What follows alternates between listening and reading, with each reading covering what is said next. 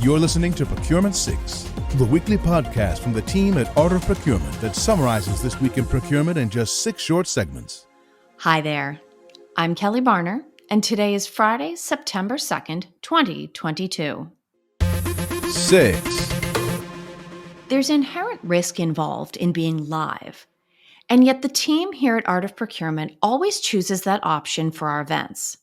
We'll be live for 2 days in October, the 4th and 5th, for Mastermind Live Fall, and we do the same for all of our webinars, or AOP Lives as we call them.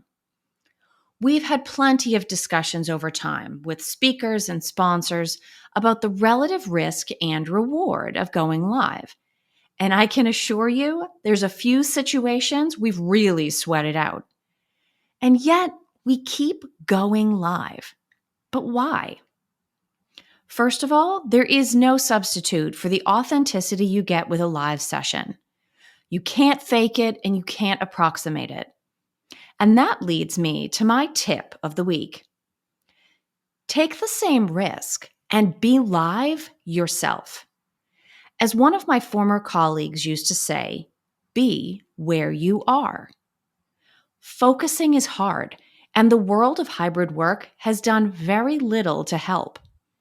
Sure, there is risk in keeping your focus on one thing. You may not get as much done. You may miss a text or a Slack message, or you may have to delay the gratification of looking at that funny picture in your social media feed. But you're also never going to get this moment back. Take the risk and be live. 5. In this week's podcast, we've shared the very first session from Category Palooza 2022. And yes, it was fully live. Philip Eidson hosted the session, and he was joined by Embry Davis and Ben Kempenich from Procurement IQ. They spoke about market intelligence, something very close to my heart. But they also talked about a critical mindset that procurement needs to embrace given today's business conditions. I'll let Phil ask the question, and then let's all listen to Embry and Ben's answers. We're all about taking action here at Art of Procurement, and the things that we've talked about before I do go into any questions, any of the more questions that was received, that you would like to leave with members of the audience today about, how can we use market intelligence that we haven't talked about so far to really be prepared for these ever-changing market conditions. And Embry, I'll ask you that first. Yeah, I think number one is look at the full picture.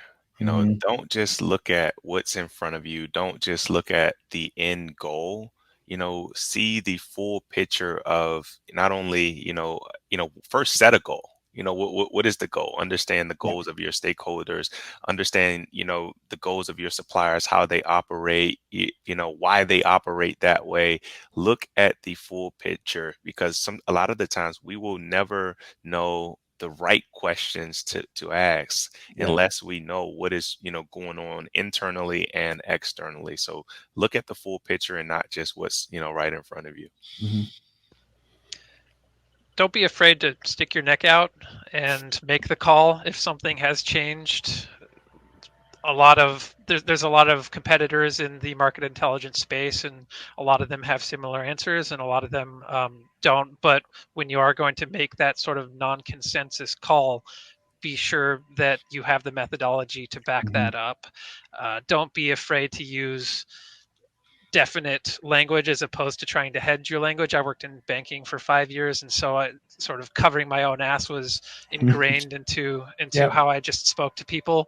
And so I can be hard pressed to not hedge my language. It might do this, it could do this, it should do this based on this. But if you have that methodology, if it's defensible, if you can back it up, if you've used a quantitative method, then sort of being willing to stick your neck out can be a valuable skill. If I combine what Ben and Embry said, we get this advice.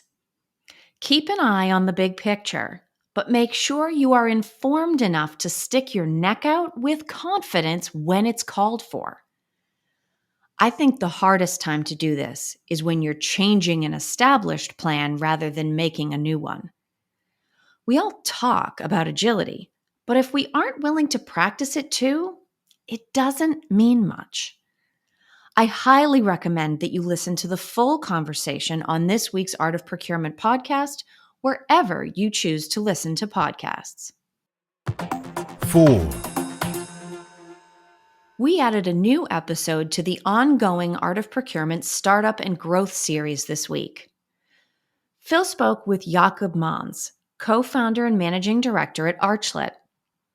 They focused on a topic that certainly takes me back to the days when I was the associate director of consulting services at Emptoris, and that is sourcing optimization. Optimization has long been sort of a specialty approach and type of tech, but Jakob and his team are working to change that. Through investments in user interface and a close working relationship with their clients, they are trying to make optimization accessible to more people in the procurement community and even our stakeholders. The benefits of doing this include accelerating the time to a decision and maximizing the freshness date of data, increasing the confidence level that everyone has about a specific decision, making it possible to evaluate more qualified options, thereby improving outcomes. And finally, understanding how different business constraints add to the cost of a product or service. To read more about this or to watch the full interview, check out the link in today's show notes or visit artofprocurement.com. This is Procurement 6 from Art of Procurement. To get notified every time an episode is published, go to artofprocurement.com/subscribe. 3. In this week's episode of Dial P for Procurement, I took on a popular topic, although not in the way you might expect. By now, you're probably familiar with ESG, environmental, social, and governance initiatives. I looked at some recent controversies and lawsuits in the ESG investment space to see why they might mean bigger picture and longer term for corporate initiatives. For instance, the lawsuit pending against NASDAQ and the Securities and Exchange Commission that makes the case that mandating board-level diversity equates to discrimination. An open letter penned by 19 state attorney generals to Lawrence Fink, CEO of BlackRock, that calls into question whether you can meet your fiduciary responsibility to investors and also prioritize ESG scores in passive investing. And finally, the SEC's charges of greenwashing against companies like BNY Mellon and Goldman Sachs, and the $1.5 million penalty one of them paid to settle. To hear the full episode, go to supplychainnow.com/program/dialp for procurement or check out the link in today's show notes. 2. Since we're covering the whole spectrum of procurement podcasts, I also want to point you to this week's episode of The Sourcing Hero, a show that I host in collaboration with the team at Una. I was joined by Chris Lance, a member of the Una team, to talk about what is and what is not in the Inflation Reduction Act. Now, don't groan. Chris and I were very, very good.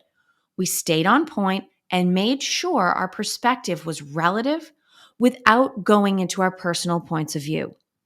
In fact, in a first for me, Chris came to the conversation with a do not say list in hand. If that's not dedication to objectivity, I don't know what is. You can find the link to listen in this week's show notes or subscribe to the Sourcing Hero podcast on any major platform. 1. Before I let you go, I want to make sure you're aware of an upcoming AOP Live session with our friends at Coursecentric. On September 20th, Joe Payne and Jennifer Ulrich will be with us live to make the case that the Great Resignation could actually lead to better procurement talent. Don't think they can do it? You don't know Joe and Jen. Sign up to save your spot and be sure to submit a question or two during the registration process. Just go to artofprocurement.com/calendar to find out more. And you can find all the links associated with the stories and podcasts mentioned today at the show notes page for this episode at artofprocurement.com/podcast. Thanks for listening. We'll be back next Friday at 6 a.m. U.S. Eastern Time. If you've enjoyed this pod, help us grow and tell your peers to search for Procurement 6 wherever they get their podcasts.